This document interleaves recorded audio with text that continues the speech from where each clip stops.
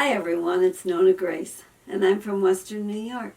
Today I was watching a lot of videos, and then I got into this one video that was talking about calligraphy, and I used to do calligraphy. I can show you a little bit of what I used to do. I've got my old book here.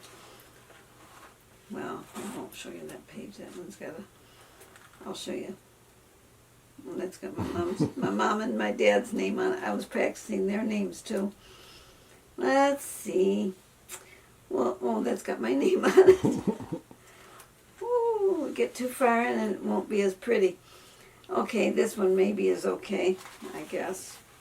I don't think it has anything on it. But this is calligraphy. I was noticing that a lot of people are having trouble reading cursive. A lot of people have trouble reading cursive. Well, calligraphy is a lot like cursive, but it's kind printing. It's printing. It's a fancy printing. Yep. I enjoy doing it. In fact, I was telling Jim, it's how much we. Let's see. Here's another. This one's done with smaller print, but it's not as pretty because it's done smaller. They say you should practice on lined paper when you're doing it. A Fisherman's Prayer. That one I did that was at the house. The picture was hanging, and I did a short. At your mom and dad's prayer. house. Yeah.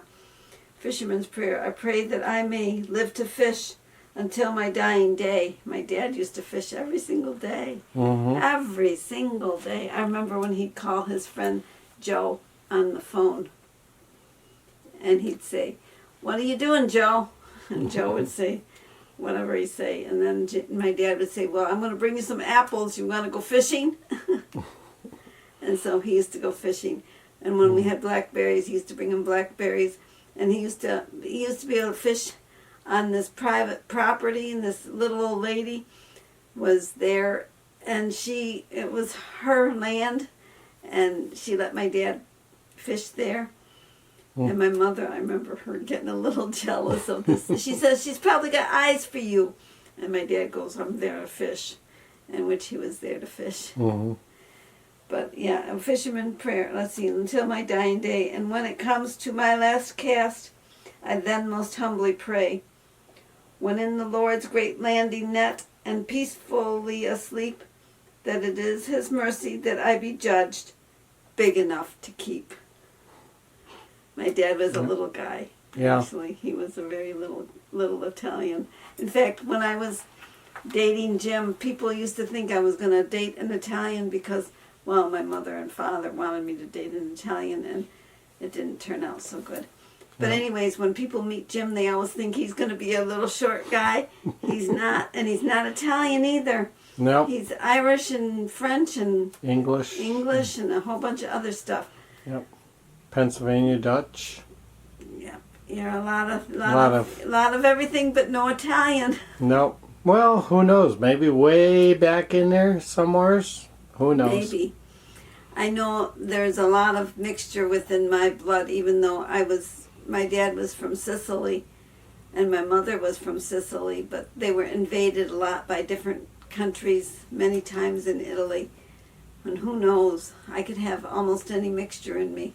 Mm-hmm. But I'm mostly Italian. I'm 100%, I'm supposed to be 100% Sicilian. Sicilian, yes. And you know, it was funny because my dad never talked like an Italian. People found it very difficult to believe that he was from there.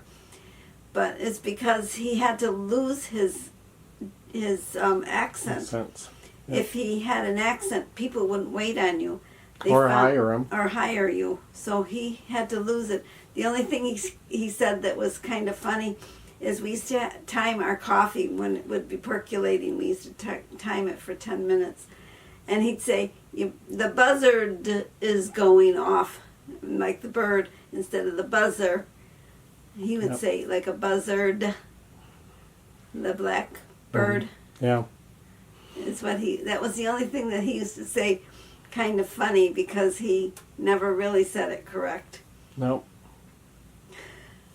Well, today Jim went outside. He went outside to shovel because we got a lot more snow, and the schools were closed. Mm-hmm. So Emily and Laura both got to stay home today. Emily works at the same school that I worked at, and Laura is a teacher at the BOCES school, and if all the schools in the area close, then she doesn't go to work. She's a cosmetology teacher, is what she is. That means she does hair. Hair well, hair. they do all. They do hair, makeup, nails. They do everything. Yep. Yeah. They teach everything there. When I was in school, or actually when I was working, I used to bring the girls with me, and I think that's why they decided to become hairdressers too. Yep. They modeled after me. Except for Emily. Emily went into teaching. Well, she sort of went after the same kind of job that I was doing. Only she's got the degree and I didn't have the degree.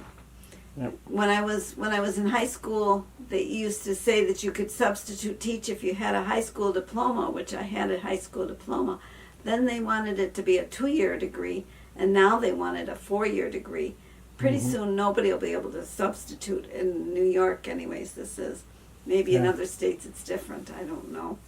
But I know in New York you have to have a 4-year degree to even be a substitute teacher.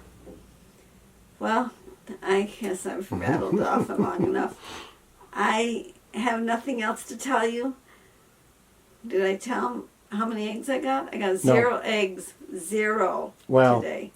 I don't know. Well, 2. You brought 2 this morning. When I shoveled and added feed into their feeder, I noticed there was 2 eggs in one of the nesting boxes, so I brought them in at that point. But there was none last night when I went out in the dark and got some. There was just the 2 that I brought in yesterday. Today I didn't bring any in. And you shoveled twice out there, and I shoveled a little bit, and I'm not supposed to shovel. No.